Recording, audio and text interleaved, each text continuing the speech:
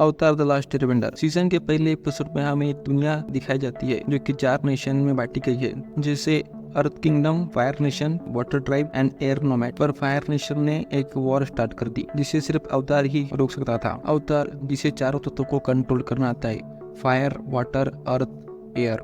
जो भी इन तत्वों को कंट्रोल करता है उसे हम बेंडर कहते हैं। तो अवतार को चारों बेंडिंग आती थी, वाटर बेंडिंग, एयर बेंडिंग, अर्थ बेंडिंग, फायर बेंडिंग। पर जब दुनिया को उसकी जरूरत थी तो वो अचानक से गायब हो गया। 100 साल से फायर नेशन वॉर करते करते कई इलाके जीत गया, पर अवतार अभी तक नहीं आया। पर आशा है कि एक दिन जरूर आएगा। एपिसोड की शुरुआत में हमें कटारा और सोका, जो कि भाई बहन है, नदी में फिशिंग करने जाते हैं। कटारा वाटर बेंडिंग से मछली पकड़ने की कोशिश करती है, जिससे इन भाई बहनों में थोड़ी बहस हो जाती है। तभी अचानक से नदी में हलचल होती है और उनकी नाव बर्फ के गोले से टकराकर टूट जाती है। इसी पर कटारा अपने भाई को डांटती है। डांटते डांटते वो इंटेंशनली वाटर बेंडिंग करती है, जिससे उनके पीछे वाली बड़ी बर्फ की चट्टान ब्रेक हो जाती है। चट्टान की टूटते ही वहाँ पर लाइट इमिट होती है और लड़का जिसके सिर पर एक निशान था वो दिखाई देता। जब कटारा उस आइसबर्ग को ब्रेक करती है तो अचानक से वहाँ से बहुत तेज लाइट इमिट होती दिखती। फिर सीन शिफ्ट होता है एक जहाज पर, जहाँ एक बूढ़ा आदमी और जवान लड़का किसी को खोजने की बात कर रहे हैं और वो इस लाइट को देखते हैं। आइसबर्ग से निकले लड़के को कटारा उठाती है और सोका पूछता है कि तुम बर्फ में आखिर कैसे सरवाइव कर पाए, पर लड़के को कुछ पता नहीं होता। वो लड़का अचानक से उठकर अपने भैंसे के पास आता है जो कि उड़ सकता था और उसका नाम था अप्पा। फिर वो दोनों एक दूसरे को इंट्रोड्यूस करते हैं और लड़का अपना नाम एंग बताता है।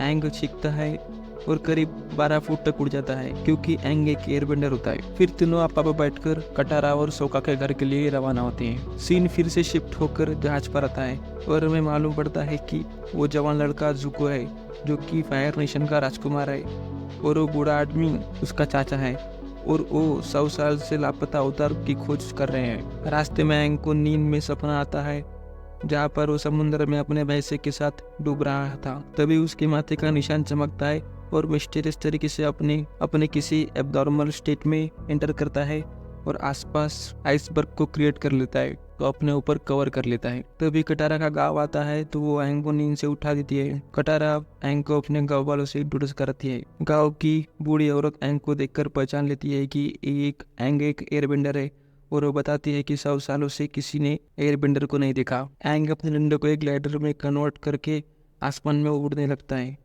एंग को पता चलता है कि कटारा वाटर बेंडर है और वो कटारा अपनी दादी के साथ निकल जाती है। प्रिंस जुको के चाचा जुको को फायर बेंडिंग की प्रैक्टिस में गाइड करते दिखाई देते हैं।